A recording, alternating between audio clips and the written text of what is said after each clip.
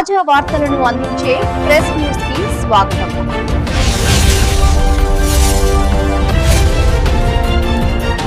నమస్తే, welcome to TV 45 news. బులెటిన్ల ముందుగా headlines చూద్దాం. బీజేపీలో చేరుతున్న ప్రముఖ నిపుణులు.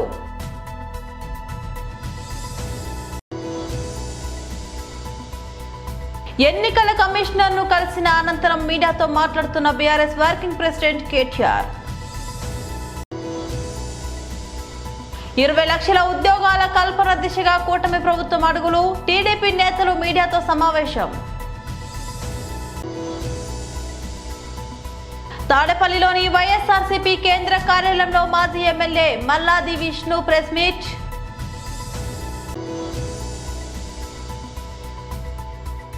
భూటాన్ నష్టపరిహారం చెల్లించాలి, మమతా బెనర్జీ డిమాండ్. బీజేపీలో చేరుతున్న ప్రముఖ నిపుణులు. మిత్రులారా, ఈరోజు భారతీయ జనతా పార్టీలో అనేక మంది మేధావులు, విద్యావంతులు పార్టీలో చేరడానికి ఆసక్తి చూపుతున్నారు. అందులో భాగంగానే ఇవాళ ఖమ్మం నుంచి ఒక డాక్టర్ మారుతి గౌడ్ గారు, అదేవిధంగా శశి గారని యూకేలో వారు కూడా అక్కడ ప్రొఫెషనల్, వారు కూడా జాయిన్ అవుతారు. వారితో వారి బృందం కూడా జాయిన్ అయ్యడానికి ఉన్నారు. అదేవిధంగా మన మధ్యన సాయి పరమేష్ గారు, అదేవిధంగా దేవరకొండ నుంచి కూడా కొంతమంది జాయిన్ అవుతున్నారు. అందరికి కూడా తర్వాత ఈ ప్రెస్లో మాట్లాడిన తర్వాత పార్టీలో చేర్పించుకుంటాం. మిత్రులారా, ఈరోజు రాష్ట్రం అంతా కూడా లోకల్ బాడీ ఎలక్షన్స్ సుప్రీంకోర్టులో పోయే అవకాశం ఉంది కాబట్టి అందరికన్నా కూడా జూబ్లీ హిల్స్ మీద ఉన్నది. మరి ఇవాళ సాయంకాలం కానీ రేపటి వరకు కూడా మా అభ్యర్థి ప్రకటిస్తాం మేము. అది పార్లమెంటరీ బోర్డు కూడా పంపించి అక్కడి నుంచి ఆమోదం వచ్చిన తర్వాత అధికారిక పూర్తంగా ఇక్కడ దాన్ని అనౌన్స్మెంట్ చేయడం ఉంటుంది. అది ఏది ఉన్నప్పటికీ కూడా ఈరోజు జూబ్లీ హిల్స్లో ఇప్పుడు ఉన్నటువంటి ఒక పరిస్థితిలో కాంగ్రెస్ పోటీ చేస్తుందా, మజ్లిస్ పోటీ చేస్తుందా, లేకుంటే Majlis party candidate Congress symbol మీద పోటీ చేస్తుందా? ఎందుకంటే ఇప్పుడు ఉన్నటువంటి కాంగ్రెస్ క్యాండిడేట్ గతంలో ఎంఐఎం క్యాండిడేట్, ఇప్పుడు ఉన్నటువంటి కాంగ్రెస్ క్యాండిడేటు డైరెక్ట్గా టికెట్ వచ్చిన తర్వాత ఎంఐఎం అధినేత దగ్గర పోయి కాళ్ళకి దండం పెట్టి ఆశీర్వాదం తీసుకున్నాడు. సో ఇది స్పష్టంగా మనకు కనబడుతుంది, ఈయన MIM candidate Congress party symbol మీద పోటీ చేస్తున్నాడు. ఇంతకుముందు కూడా ఎంఐఎం క్యాండిడేటే, అప్పుడు ఎంఐఎం క్యాండిడేట్ పతంగ్ మీద పోటీ చేశాడు సింబల్ మీద. ఇప్పుడు కూడా ఎంఐఎం క్యాండిడేటే, ఇప్పుడు హస్తం చేస్తున్నారు. ఎందుకంటే హస్తంతోనే వాళ్ళు పతంగిలు ఎగిరేస్తారు కాబట్టి ఆ రకమైనటువంటి ఒక బంధం ఎంఐఎంకు కాంగ్రెస్ మధ్యన ఉన్నది. గతంలో ఇదే ఎంఐఎం కొన్ని రోజులు బీఆర్ఎస్ కూడా కాపురం చేసింది. వాళ్ళిద్దరు కలిసి ఉన్నారు, వాళ్ళ మద్దతుతోనే బీఆర్ఎస్ గెలిచింది సిటీలో కానీ అక్కడ కానీ కొన్ని సీట్లు. కాబట్టి ఈరోజు ఎంఐఎం వాళ్ళ స్థానం రెండో స్థానం వచ్చినప్పుడు కూడా పోటీ చేయకుండా వాళ్ళ క్యాండిడేట్ని కాంగ్రెస్ పార్టీ నుంచి నిలబెడుతున్నారంటే ఇది ఒక జూబ్లీ హిల్స్ ప్రజల మీద ఇది మోసపూర్వకమైన చర్చగా ఈరోజు భావిస్తా ఉన్నాం. ఎన్నికల కమిషన్ ను కలిసిన అనంతరం మీడియాతో మాట్లాడుతున్న BRS working president KTR. Jubilee hills నియోజకవర్గానికి సంబంధించి మాగంటి గోపీనాథ్ గారి మరణం వల్ల, అకాల మరణం వల్ల ఖాళీ ఏర్పడ్డదో ఆ ఖాళీ భర్తీకి సంబంధించిన ఉప ఎన్నిక జూబ్లీ హిల్స్లో జరుగుతున్న విషయం మనందరికీ తెలిసిందే. జూన్ మొదటి వారంలో మాగంటి గోపీనాథ్ గారు మరణిస్తే మరి అప్పటి నుంచి ఇప్పటి వరకు రాష్ట్రంలో అధికారంలో ఉన్న కాంగ్రెస్ ప్రభుత్వం ఈ ఎన్నికల్లో సామ దాన భేద దండోపాయాలు ఎట్లా అన్నా చేసి ఈ ఎలక్షన్లో గెలవాలి అని చెప్పి చాలా రకాల ప్రయత్నాలు, చాలా రకాల కుట్రలు, కుతంత్రాలు కూడా చేస్తూ ఉన్న విషయం కూడా మీకు తెలుసు. ఒకవైపు మంత్రులు, అట్లాగే అధికార పార్టీ పెద్దలు రాష్ట్రంలో ఎక్కడా మరి అభివృద్ధికి డబ్బులు లేవని ఒకవైపు చెబుతూ ఇక్కడ మాత్రం ఏదో చేస్తున్నట్టుగా కాగితాలు మాత్రం పంచుతూ ఏదో జీవోలు ఇస్తూ ప్రలోభ పెట్టడానికి ఓటర్లని ఒకవైపు ప్రయత్నాలు చేస్తూ ఉన్నారు. వాళ్ళ పార్టీలోని ఎమ్మెల్యేలు స్వయంగా వరల్డ్ బ్యాంక్ అర్జీలు పెట్టుకుంటున్నారు. ఎల్లారెడ్డి ఎమ్మెల్యే గారు వరల్డ్ బ్యాంక్ అర్జీ పెట్టుకున్నాడు. మా ముఖ్యమంత్రి నాకు పైసలు ఇస్తలేడు మా నియోజకవర్గ అభివృద్ధికి, నేను ఇక వరల్డ్ బ్యాంక్ నుంచి పైసలు తెస్తా అని చెప్పి 100 కోట్ల కోసం ఎల్లారెడ్డి ఎమ్మెల్యే పెట్టుకున్నాడు. ఇంకొక ఎమ్మెల్యే మహబూబ్ నగర్ ఎమ్మెల్యే గారు ఒక దినపత్రికలో, తెలుగు దినపత్రికలో పెద్ద వ్యాసం రాసిండు, పట్టణాలకు పల్లెలకు అభివృద్ధికి పైసలు ఇస్తలేరు అని. వాస్తవ పరిస్థితులు అట్లా ఉంటే ఇక్కడ మాత్రం జూబ్లీ హిల్స్ లో ఏదో పైసలు ఇస్తున్నట్టుగా ఒకవైపు ప్రలోభ పెట్టే ప్రయత్నం ఒకవైపు, ఆ తర్వాత రెండవది మరి భయపెట్టే ప్రయత్నం చేస్తా ఉన్నారు ఓటర్లను. ఐడి కార్డులు, దొంగ ఐడి కార్డులు పంచుతూ మరి అక్కడ మొన్న కేసులు కూడా నమోదైన విషయం కూడా మీకు తెలుసు. ఈరోజు ఇంకొక పెద్ద కుట్రకు కాంగ్రెస్ పార్టీ తెరలేపింది. అందుకే సీఈఓ గారిని కలిసి కాంగ్రెస్ పార్టీ ఏదైతే ఈ బయట రాహుల్ గాంధీ గారు మాట్లాడుతున్నారు ఓట్ చోరీ అని, అక్కడేమో ఓట్ చోరీ జరుగుతోంది, కానీ ఇక్కడ చోరు ఓట్లతో గెలిచే ప్రయత్నం కాంగ్రెస్ చేస్తూ ఉంది. అక్కడ ఓట్ చోరీ, ఇక్కడ చోరు ఓట్లు అంటే దొంగ ఓట్లతో గెలిచే ప్రయత్నం కాంగ్రెస్ పార్టీ చేస్తూ ఉంది. ఆ విషయంలో ఆధారాలతో సహా ఇవాళ సీఈఓ గారికి సమర్పించి వారిని ఎంక్వైరీ చేయాలని చెప్పి మరి ఈ రిప్రజెంటేషన్ అంతా కూడా మా పార్టీ డెలిగేషన్ అందరం కలిసి వారికి ఇవ్వడం జరిగింది. ఈ కాపీ కూడా మీకు అందజేస్తాం. ఇందులో ప్రధానంగా మేము చెప్పేది ఏమి అంటే ఇవాళ 3-4 రకాల దొంగ ఓట్లను కాంగ్రెస్ పార్టీ ఇక్కడ జూబ్లీ హిల్స్ ఓటర్ లిస్టులో చేర్పించే ప్రయత్నం బలంగా చేసింది. 20 లక్షల ఉద్యోగాల కల్పన దిశగా కూటమి ప్రభుత్వం అడుగులు. టీడీపీ నేతలు మీడియా సమావేశం. అందరికీ నమస్కారం. మొన్న అమరావతిలో క్వాంటమ్ వ్యాలీ, నేడు 16 నెలల్లోపే విశాఖలో అద్భుతంగా గూగుల్ టెక్. విద్యాశాఖ మంత్రి శ్రీ నారా లోకేష్ గారు తీసుకున్న అత్యద్భుతమైన సంస్కరణలో భాగంగా ఇది ఒక మైల్ స్టోన్. లోకేష్ బాబు గారి స్టాన్ఫర్డ్ ఎడ్యుకేషన్, ఆయన తల్లిదండ్రులు ఆయన పెంచిన విధానం ఈరోజు రాష్ట్రానికి, రాష్ట్ర ప్రజలకి ఎంతో మేలు చేసిందని తెలియజేస్తున్నా. ముఖ్యమంత్రి చంద్రబాబు గారికి అభినందనలు తెలియజేస్తున్నా. యువత యొక్క భావితరాల భవిష్యత్తు, రేపటి పౌరులు వీరందరినీ తీర్చిదిద్దటానికి వారి యొక్క కెరియర్స్లో, వారి ఆలోచనలు ఒక యాంబిషియస్గా ఉండటానికి ఖచ్చితంగా ఈ ఐటీ విప్లవం, గూగుల్ టెక్ లాంటి సంస్థలు దోహదపడతాయి. లోకేష్ బాబు గారి యొక్క విజ్ఞానం, పరిజ్ఞానం ఈరోజు ఆంధ్రప్రదేశ్కి గర్వకారణంగా నిలబడింది. యువత అందరూ కూడా ఉత్సాహంతో, ఆనందంతో, సంతోషంతో ఉన్నారు. లోకేష్ బాబు గారికి యువత అందరి తరఫున ధన్యవాదాలు తెలియజేస్తున్నాను. రేపు జరగబోయే ఎంఓయు ఢిల్లీలో ముఖ్యమంత్రి నారా చంద్రబాబు నాయుడు గారు, అదేవిధంగా ఐటీ మినిస్టర్ లోకేష్ బాబు గారు, వీరందరూ కూడా రేపు గూగుల్ టెక్ ద్వారా చేసుకునే ఒప్పందం 55,000 కోట్ల పెట్టుబడి, దాదాపుగా సౌత్ ఏషియాలోనే బిగ్గెస్ట్ డేటా సెంటర్గా విశాఖపట్నంలో మొదలు కాబోతుంది. అద్భుతంగా గూగుల్ టెక్ ఈ రకంగా ఇలాంటి సంస్థలు తీసుకొస్తున్నాం. ఎసెన్షియర్, అదేవిధంగా టీసీఎస్ ఇలాంటి సంస్థలు ఈ 16 నెలల్లోనే శ్రీకారం చుట్టాయి. గూగుల్ టెక్ కూడా వస్తుందని చెప్పి మనం మాట్లాడుతుంటే ప్రతిపక్ష నేత దురదృష్టం.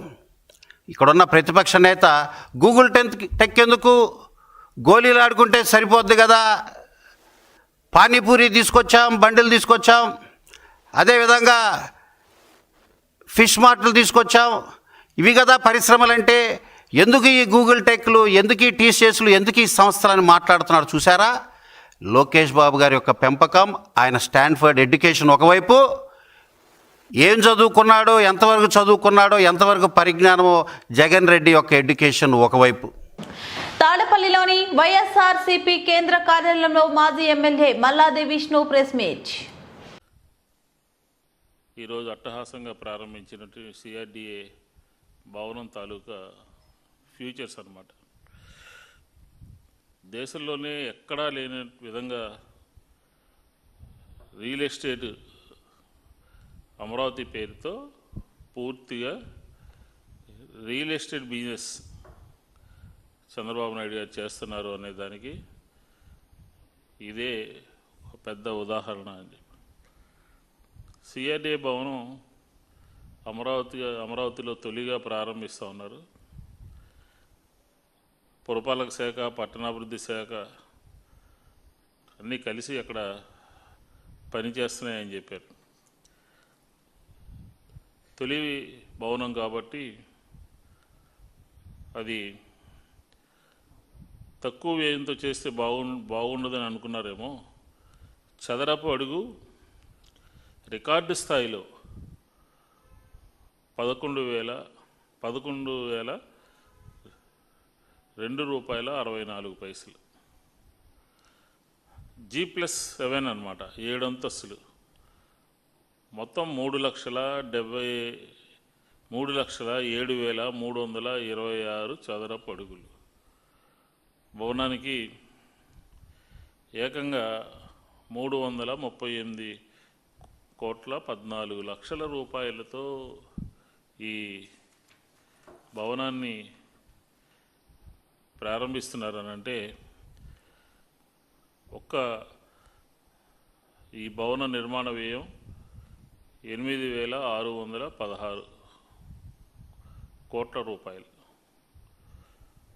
లోపల ఇంటర్నల్ ఫినిషింగ్ కానీ, అలాగే ఫంబ్లింగ్ వర్కులు కానీ, మెకానికల్ ఎలక్ట్రికల్ వర్క్స్ కానీ, ఇన్ఫర్మేషన్ కమ్యూనికేషన్కి సంబంధించినటువంటిది కానీ, ఇలా మొత్తం అంతా కలుపుకుంటూ పోతే 11,000 రూపాయలకు సంబంధించినటువంటి 11,000 కోట్ల రూపాయలకు సంబంధించినటువంటి కార్యక్రమం.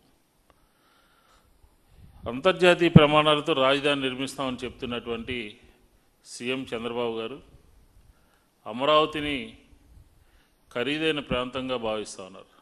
పశ్చిమ బెంగాల్ను అతలాకుతలం చేసిన వరదల విషయంలో ముఖ్యమంత్రి మమతా బెనర్జీ పొరుగు దేశమైన భూటాన్పై సంచలన ఆరోపణలు చేశారు. భూటాన్ నుంచి ఆకస్మికంగా వెల్లువెత్తిన నీటి ప్రవాహం వల్లే తమ రాష్ట్రం తీవ్ర నష్టం వాటిల్లిందని, దీనికి ఆ దేశమే బాధ్యత వహించి నష్టపరిహారం చెల్లించాలని ఆమె డిమాండ్ చేశారు. జల్పాయిగూడి జిల్లాలోని వరద ప్రభావిత ప్రాంతాల్లో పర్యటించిన ఆమె సహాయక చర్యలను సమీక్షించిన అనంతరం ఈ వ్యాఖ్యలు చేశారు. వరద బాధితులకు అవసరమైన అన్ని సహాయ పునరావాస కార్యక్రమాలను రాష్ట్ర ప్రభుత్వమే పూర్తిగా తీసుకుంటుందని మమతా బెనర్జీ స్పష్టం చేశారు. ఈ విపత్కర పరిస్థితుల్లో కేంద్ర ప్రభుత్వం నుంచి తమకు ఎలాంటి ఆర్థిక సాయం అందలేదని ఆమె ఆరోపించారు. భారత్ భూటాన్ కు మధ్య ఒక ఉమ్మడి నది కమిషన్ ను ఏర్పాటు చేయాలని, అందులో పశ్చిమ బెంగాల్ ను కూడా భాగస్వామ్యం చేయాలని తాము చాలా కాలంగా కోరుతున్నామని గుర్తు చేశారు. తమ ఒత్తిడి ఫలితంగానే ఈ నెల 16న కేంద్ర ప్రభుత్వం ఒక సమావేశానికి ఏర్పాట్లు చేసిందని, దీనికి రాష్ట్ర అధికారులు హాజరవుతారని తెలిపారు. ఇటీవల డార్జిలింగ్, జల్పాయిగుడి జిల్లాలో కురిసిన భారీ వర్షాలు, కొండ చర్యలు విరిగిపడడంతో తీవ్ర విధ్వంసం జరిగింది. ఈ ప్రకృతి వైపరీత్యాల కారణంగా సుమారు 32 మంది ప్రాణాలు కోల్పోగా వేలాది మంది నిరాశ్రయులయ్యారు. పొరుగున ఉన్న నేపాల్, భూటాన్లలోనూ భారీ వర్షాల వల్ల నష్టం వాటిల్లిన విషయం తెలిసిందే. మమతా బెనర్జీ వరద ప్రభావిత ప్రాంతాల్లో పర్యటించడం ఇది రెండోసారి. కరీంనగర్ జిల్లా జంబికుంట మండలం సాయి గార్డెన్ ఫంక్షన్ హాల్లో బీజేపీ నాయకులు హుజూరాబాద్ శాసనసభ్యులు కౌశల్ రెడ్డిని చిల్లర వ్యాఖ్యలు మాట్లాడడం సరికాదని, కౌశిక్ రెడ్డి చిల్లర వేషాలు మానుకొని పద్ధతిగా మాట్లాడాలని, హుజూరాబాద్ లో 42% బీసీల రిజర్వేషన్ కోసం రానున్న స్థానిక ఎన్నికల్లో రమేష్ గురించి మాట్లాడిన కేసును బీజేపీ టికెట్ నేనే ఇస్తా అన్నందుకు కౌశిక్ రెడ్డి ఇష్టానుసారంగా మాట్లాడినందుకు తన పద్ధతులు మార్చుకోవాలని కౌంటర్ గా ప్రెస్ మీట్ నిర్వహించారు. ఈ కార్యక్రమంలో బీజేపీ జిల్లా ఉపాధ్యక్షులు ఎర్రవెల్లి సంపత్రావు, హుజూరాబాద్ అసెంబ్లీ తాజా మాజీ కన్వీనర్ మాడా గౌతమ్ రెడ్డి, జమ్మికుంట మున్సిపాలిటీ మాజీ చైర్మన్ శీలం శ్రీనివాస్, బీజేపీ సీనియర్ న్యాయమూర్తి బండి కళాధర్, మాజీ టౌన్ అధ్యక్షులు జీడి మల్లేష్, మాజీ సర్పంచ్ రంగపూర్ బింగి కరుణాకర్, జిల్లా మహిళా మోర్చా అధికార ప్రతినిధి కంకనాల రామారెడ్డి తదితరులు పాల్గొన్నారు. మరి మొన్న జరిగినటువంటి శాసనసభ ఎన్నికల్లో టీఆర్ఎస్ పార్టీ అభ్యర్థి కౌశిక్ రెడ్డి, అతని భార్య, అతని బిడ్డ మాకు ఓట్లేసి గెలిపించకపోతే మేమందరం కూడా ఆత్మహత్య చేసుకుంటామని చెప్పి, ఈ గుండె అలసిపోయింది, ఈ గుండె ఇంకా ఆగిపోయే అవకాశం ఉందని చెప్పి ఒక అబద్ధపు, ఒక దుఃఖంగా ఈరోజు ప్రజలను మభ్యపెట్టే విధంగా మరి మాట్లాడిన మాటలకు సెంటిమెంట్గా ఫీల్ అయినటువంటి నా హుజరాబాద్ నియోజకవర్గ ప్రజలు ఎక్కడో ఒక కుటుంబమే చనిపోతుంది, మరి ఓట్లు ఇది ఒక్కసారి వేద్దాం, నేను ఒక్క నెత్తనే గెలుస్తున్నా అని చెప్పి ఎవరికి వాళ్ళు వేసి ఈరోజు ఎమ్మెల్యేగా కౌశిక్ని గెలిపిస్తే నిజంగా కూడా కౌశిక్ రెడ్డి గెలిపలేదు. ఈ ప్రాంత ప్రజలు రాజేందర్ అన్నారు ఎక్కడున్నా కూడా అతను ఇప్పటికీ మా ఎమ్మెల్యేగా భావించేటువంటి పరిస్థితి ప్రజలు ఉన్నాయి. మరి గెలిచిన తర్వాత అతను అనేక రకాల హామీలు ఇచ్చినాడు, వేల కోట్ల రూపాయలతోని నేను హుజరాబాద్ రైల్వే కోడూరు మాజీ ముఖ్యమంత్రి వైఎస్ఆర్సీపీ అధినేత వైఎస్ జగన్మోహన్ రెడ్డి గారి ఆదేశాల మేరకు ఈ రోజు ఉదయం కోడూరులోని ఏకసైజ్ కార్యాలయం ఎదురుగా రాష్ట్ర వ్యాప్తంగా కుటీర పరిశ్రమలుగా నారావారిపల్లికి మద్యంతో ప్రజలు ప్రాణాలు తీస్తున్న చంద్రబాబు ప్రభుత్వానికి వ్యతిరేకంగా నిరసన కార్యక్రమం చేపట్టి నినాదాలు చేస్తూ ఉండగా పుల్లంపేట మండలంలో కల్తీ మద్యం తాగి వారం రోజులుగా ఆసుపత్రిలో చూపించుకొని సుమారు 7 లక్షల రూపాయలు ఖర్చు పెట్టినా కూడా నారావారి కల్తీ మద్యానికి బలి అయ్యి చనిపోయిన వ్యక్తి లైవ్ లో ఫోటోలు వీడియోలు చూపించిన పుల్లంపేట ఎంపీపీ ముద్దా బాబుల్ రెడ్డి మరియు మాజీ శాసనసభ్యులు కోరుముట్ల శ్రీనివాసు అనంతరం ఏకసైజ్ సిఐ గారికి వినతి పత్రం అందజేసిన అనంతపురం పత్రికా విలేకరులతో మాట్లాడుతూ రాష్ట్రంలో నకిలీ మద్యాన్ని అరికట్టి ప్రజల ప్రాణాలు కాపాడాలి, నకిలీ మద్యం దందాపై సిబిఐతో దర్యాప్తు జరిగేలా చూడాలని, రాష్ట్రంలో ఇటీవల బట్టబయలైన నకిలీ మద్యం తయారీ సరఫరా చూస్తే చాలా ఆందోళన కలుగుతుంది. యథేచ్ఛగా సాగుతున్న ఈ దందా మూలాలు రాష్ట్రంలో పలు చోట్ల కనిపిస్తున్నాయి. కేవలం స్పిరిట్ రసాయనాలతో తయారు చేసిన నకిలీ మద్యాన్ని పాపులర్ బ్రాండ్లుగా తలపించేలా బాటిళ్లపై నకిలీ లేబుల్స్ అంటించి సరఫరా చేస్తున్నారు. చిత్తూరు జిల్లా మొలకల చెరువు, ఎన్టీఆర్ జిల్లా ఇబ్రహీంపట్నంలో భారీ స్థాయిలో నకిలీ మద్యం, స్పిరిట్, వేల సంఖ్యలో మద్యం బాటిళ్లు, మూతలు, కుటీర పరిశ్రమను తలపించే స్థాయిలో మద్యం తయారీ యంత్రాలు విశాఖ తనిఖీలో బయటపడ్డాయి. ప్రభుత్వంలో పారదర్శక లిక్కర్ విధానం అమలైంది. ప్రభుత్వం స్వయంగా మద్యం దుకాణాలు నడిపింది. మద్యం విక్రయ వేలులు తగ్గించడమే కాకుండా షాపులను దాదాపు 3వ వంతు తగ్గించడం జరిగింది. ఈ విధంగా 763 మంది చనిపోయారు. మొలకల చెరువు ఏదైతే చిన్న బ్రూవరీ స్టార్ట్ చేశారో దాంతోపాటు అది కృష్ణా జిల్లా ఇబ్రహీంపట్నము, వైజాగ్, శ్రీకాకుళం, కర్నూలు, బేతంచెల అంటే చెప్పుకుంటే అనేక ప్రాంతాల్లో మొత్తం టోటల్గా వీళ్ళు ఒక బ్రూవరీ తయారు చేసి ప్రజలు చాలా ప్రాణాలతో ఆడుకున్న పరిస్థితి మనం చూస్తున్నాం. అంటే ప్రభుత్వం ఉందా లేదా అనేది కూడా ఒకసారి ప్రజలంతా అర్థం కాని పరిస్థితి ఉంది. ఈరోజు చంద్రబాబు నాయుడు గారు నేను మొత్తం టోటల్గా బెల్ట్ షాపులు తీస్తా, బెల్ట్ ఊడతీస్తా అని చెప్పేసి దుంపిడ ఒక ఉపన్యాసాలు పనికిరావు. మీరు నీకు చిత్తశుద్ధి ఉంటే ప్రజలు ప్రాణాలు కాపాడాలంటే దీనిపైన ఒక కమిటీ వేసి కమిటీ ద్వారా ఏం జరుగుతుందో నిజ కమిటీ తెలుసుకునే పరిస్థితి మీకుంది, పవన్ కళ్యాణ్ ఉంది. దాంతోపాటు ఈరోజు దాదాపు తెలుగు తమ్ముళ్ళు ఈ 14-15 నెలల్లో దాదాపు 5,600 కోట్ల రూపాయలు ఈ నకిలీ మద్యంతోనే మొత్తం సంపాదించిన పరిస్థితి మనం చూసాం. ఒకటేమో దాదాపు 700 మంది చనిపోవడము, 6,000 కోట్ల రూపాయలు కేవలం తెలుగు తమిళ నకిలీ మద్యం తయారు చేయడం సంపాదించారంటే ఒకసారి అర్థం చేసుకోండి. దాంతోపాటు చాలామంది కూడా ఈరోజు జబ్బును మంచాన పడిపోయి మందు దాగి చనిపోయే పరిస్థితి మనం చూస్తున్నాం. వెంటనే మా వైఎస్ఆర్సీపీ డిమాండ్ ఏంటంటే దీనిపైన ఎక్కడైతే ఉన్నాయో విరివిరిగా ఉన్నాయో ఈ యొక్క ఎక్సైజ్ డిపార్ట్మెంట్ ఆధ్వర్యంలో తెలంగాణ ఉద్యమకారుల జేఏసీ ఆధ్వర్యంలో త్వరలో జరగబోయే జూబ్లీహిల్స్ ఉప ఎన్నికల్లో ఉద్యమకారుల జేఏసీ తరపున ఒక అభ్యర్థిని పోటీలో నిలుపుతున్నట్లు తెలంగాణ రాష్ట్ర ఉద్యమకారుల జేఏసీ రాష్ట్ర అధ్యక్షుడు తుమ్మల ప్రఫుల్ రామరెడ్డి తెలిపారు.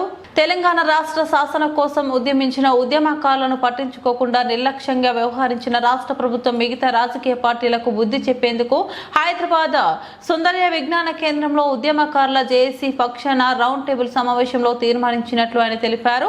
ఉద్యమకారుల జేఏసీ పక్షాన ఎవరు అభ్యర్థిగా పోటీ చేసిన అభ్యర్థికి ఉద్యమకారులు అందరూ ఏకతాటిపైకి వచ్చి తమ మద్దతు ఇవ్వాలని నిర్ణయించినట్లు ఆయన తెలిపారు. విజ్ఞాన కేంద్రంలో జరిగిన రౌండ్ టేబుల్ సమావేశంలో ఉద్యమకారుల జేఏసీ నేతలతో పాటు ఉద్యమకారులు, ప్రజా సంఘాలు, అన్ని రాజకీయ పార్టీలకు చెందిన నాయకులు హాజరయ్యారని ఆయన తెలిపారు.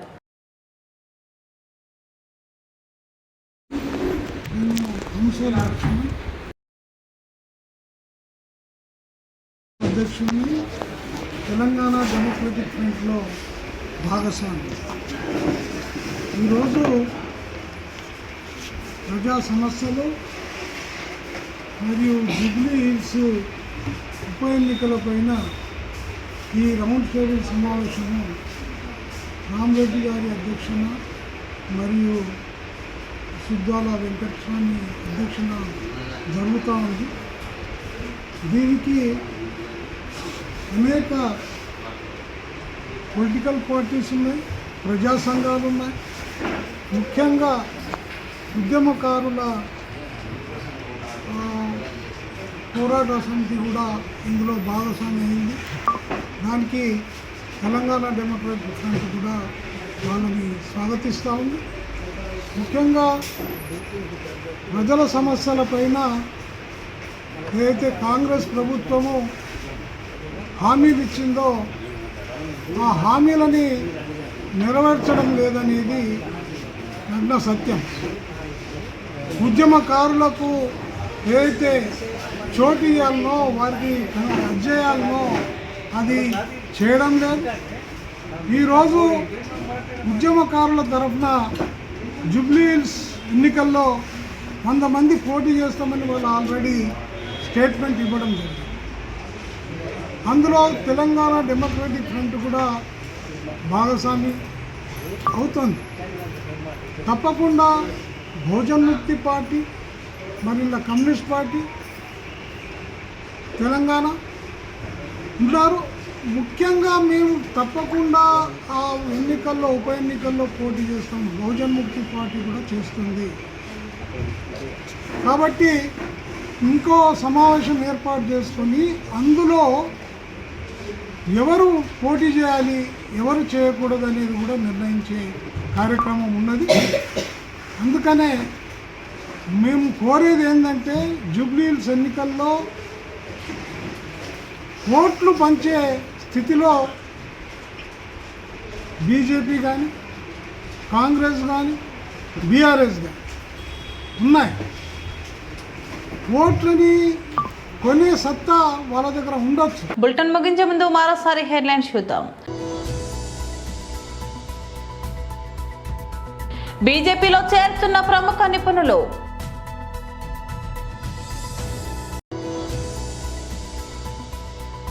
ఎన్నికల కమిషనర్ ను కలిసిన అనంతరం మీడియాతో మాట్లాడుతున్న బీఆర్ఎస్ వర్కింగ్ ప్రెసిడెంట్ కేటీఆర్. 20 లక్షల ఉద్యోగాల కల్పన దిశగా కూటమి ప్రభుత్వం అడుగులు. టీడీపీ నేతలు మీడియాతో సమావేశం. తాడేపల్లిలోని వైఎస్ఆర్సీపీ కేంద్ర కార్యాలయంలో మాజీ MLA Malladi Vishnu press meet.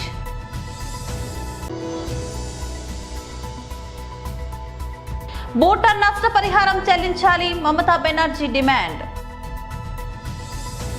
ఇవి బులెటిన్ అప్డేట్స్. మరో బులెటిన్లో మళ్ళీ కలుద్దాం. అంతవరకు సెలవు. నమస్తే.